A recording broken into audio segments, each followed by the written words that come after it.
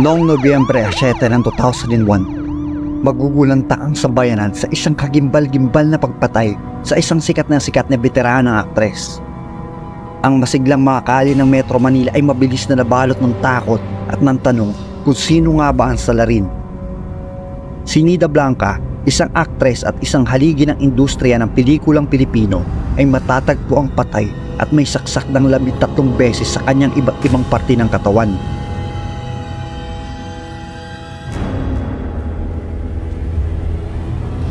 Dito nadiskubre ang kanyang walang buhay na katawan sa parking lot ng Atlanta Center sa Green Hills bandang alas 10 ng umaga. Ito ay isang malungkot na tanawin na nag-iwan sa bansa sa pagkabigla at pagluluksa.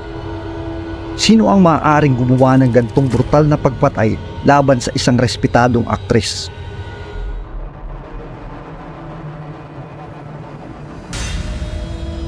Dumami ang mga espekulasyon habang sinisiyasat ng mga investigador ang mga ebidensya.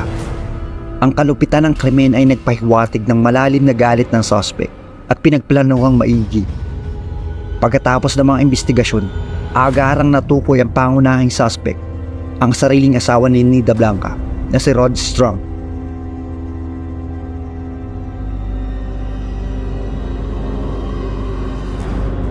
Si Rod Strong ay inakusahan na kumuha ng isang hitman upang patayin ang kanyang asawa. Ang motibo, inalis na siya ni Blanca sa kanyang last will and testament at ang kanilang kasal ay nasa bingit na ng annulment. Sa milyon-milyong halaga ng mga ari-arian na nakataya, pinakita ng prosekusyon ang larawan ng isang lalaki hinimok ng kasakiman at desperasyon. Ayon sa mga investigador, si Strong ay inaasahang makakakuha ng 85 million pesos na mga ari-arian ni Nida kung siya ay namatay bago mapulang bisa ang kanilang kasal. Kasama dito ang isang condominium na nagkakahalaga ng 10 million sa Green Hills at isang bahay sa California na nagkakahalaga ng $300,000. Noong November 19 ng 2001, isang lalaki ang aako sa pagpatay kay Nida, si Philip Medel. Dito na sinabi na sinaksak niya ang biktima ng 13 beses kabilang ang parting leeg ng aktres na aagaran nitong kinamatay. Sa huli, itinuro niya si Strong bilang pinaka-mastermind sa karumal-dumal na krimen.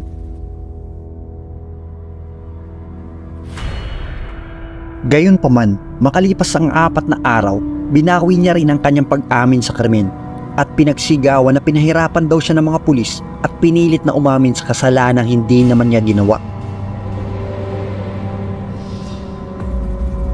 Ang pagbawi ng salaysay ni Medel ay nagdulot ng kalituhan sa kaso.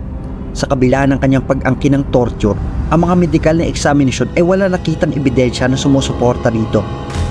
Gayunpaman, naniniwala ang prosekusyon sa una niyang pag-amin at nagpatuloy sa kanilang kaso laban kay Strong. Si Kay Torres, ang anak na babae ni Nida, ay nananatiling kumbinsido sa pagkakasala ni Medel. Naniniwala siya na ang pagbawi ay bahagi ng mas malaki at mas masamang plano upang itago ang katotohanan. Si Torres ay hindi napapagod sa paghahanap ng katarungan para sa kanyang ina kahit na ang mga legal na laban ay mabagal at hindi umuusad. Noong Enero 2002, aalis si Strong sa Pilipinas sa kadahilan ng pagbisita sa kanyang inang may sakit sa US at hindi nang muli babalik. Kalaunan siya ay aarestuhin ng mga pulis sa Amerika kasunod ng kahilingan ng extradition ng gobyerno ng Pilipinas, ngunit ito ay tatanggihan ng korte sa Amerika. Hulyo 11, 2007, makalipas lamang ang ilang taon, kikitilin ni Strong ang kanyang buhay sa pamamagitan ng pagtalon mula sa pangalawang palapag ng Tracy Inn sa California. Mamamatay din kalaunan ng primary suspect sa krimen na si Medel pagsapit ng April 7, 2010. Siya ay pumanaw dahil sa sepsis na dulot ng pneumonia na patuloy na nababalot ng pag-aalinlangan. Sa pagkawala ng dalawang pangunahing personalidad, maraming tanong ang nananatiling walang kasagutan.